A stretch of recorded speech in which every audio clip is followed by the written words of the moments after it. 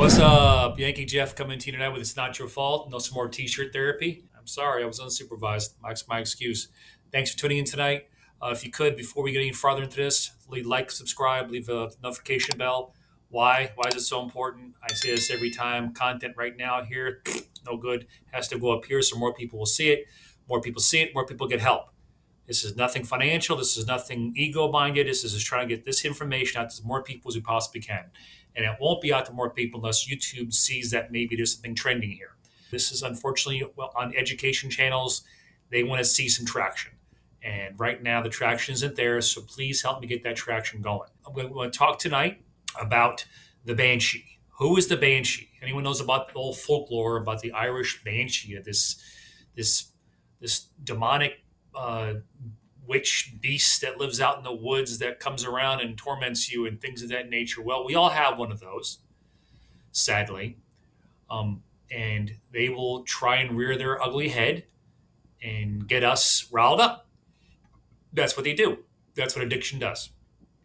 Who is the banshee? Who is the bear? We poke the bear. Who is the goblin? Who is this demon called our loved one that when they're high or drunk, will decide to try and stoke our flame, try and get a rise out of us.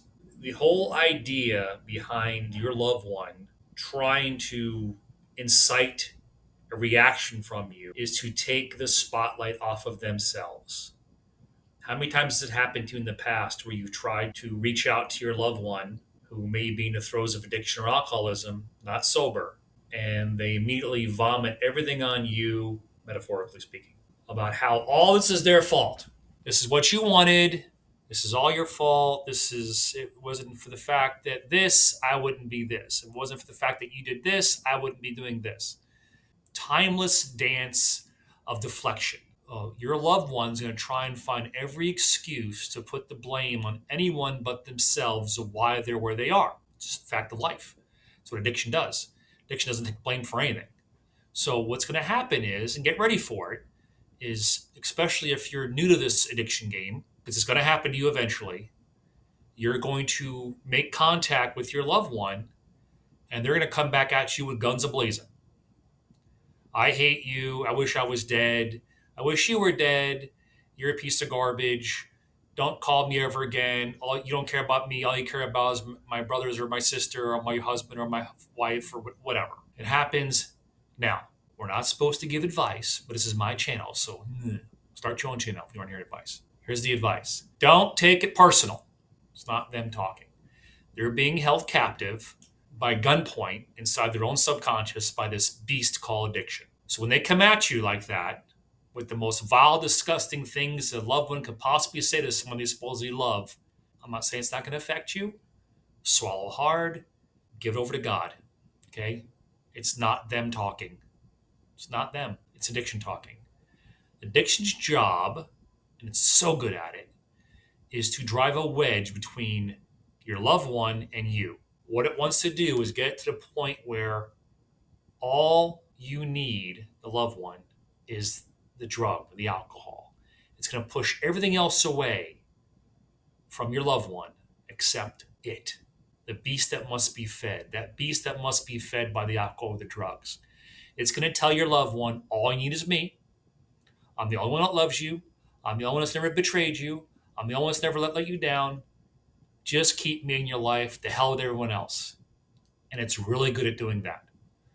And how it's going to do that, like I said, is it's going to, whenever it does reach its tentacles across the text screen or the phone or the email, it's going to say some vile, disgusting things and blame you for everything. Don't take it personal. Again, this is all deflection. These are all things that addiction does to try and separate the loved one from the other loved one, the family. So it's going to happen to you. If it hasn't happened already, get ready for it's going to happen. And it may be by email, it may be by text message, it may be a phone message, maybe in person. Sometimes it gets brave, wants to get right in your face. Do not engage. Okay? Do not engage with craziness. You're not equipped. Okay? You may be crazy. I'm crazy. You're crazy. That's why you're listening to me. Just because you're crazy doesn't mean you can engage with crazy. Okay. What engages with crazy is sanity. Okay. The only way we can fix crazy is sanity. So what you do is deep breath, say a prayer, give over to God, move on, don't engage.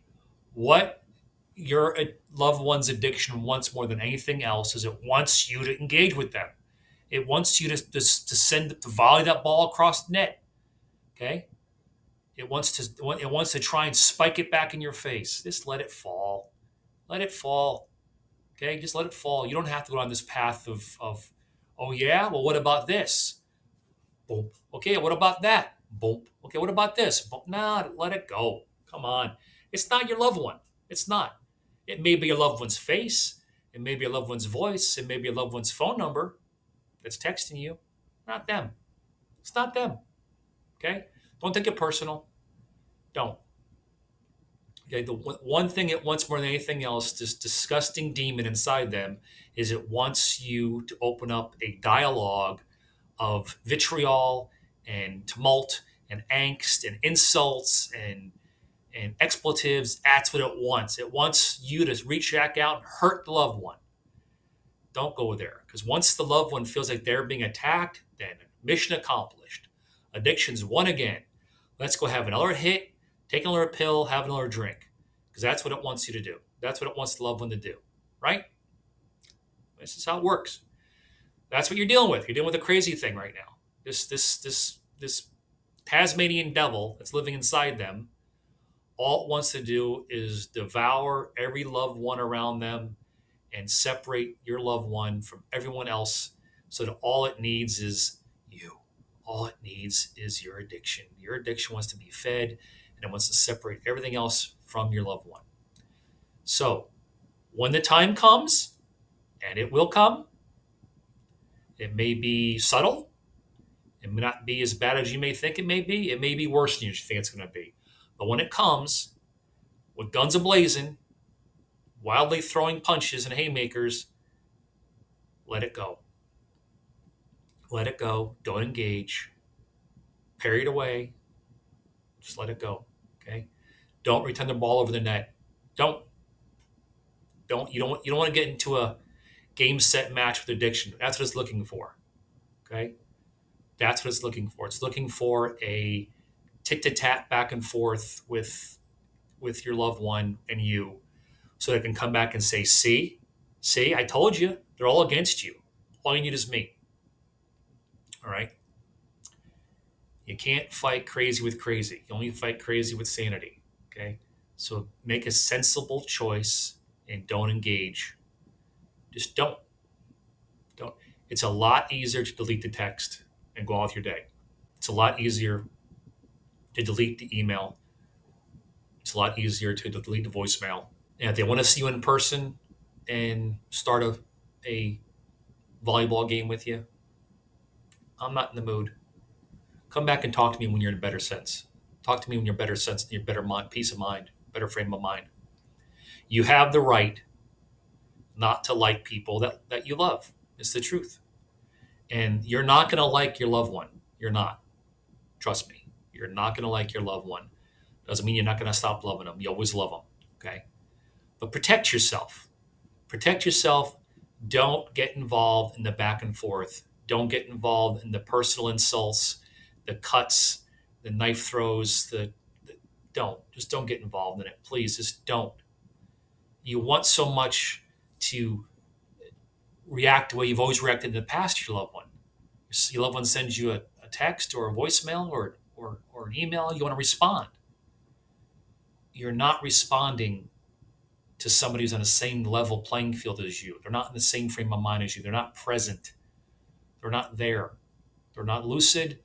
They're not your loved one right at that time. They're being controlled. Okay? Don't get involved in the back and forth. Okay? Protect yourself. Gotta protect yourself. Okay? You have the strength, you have the ability, you have your God, you have your higher power that can do anything. So that being said, when those volleys come across the net, just let them fall. Take the loss. Let them have the win. Fine. Not about that. Okay? Does that make sense? I think it does. Have a good evening. Say a prayer for the prayer list. And by all means, keep coming back. It works if you work it. And let it begin with who? You, right. All right, guys. Have a good evening. We'll talk to you soon. Got some more stuff coming. Talk to you then.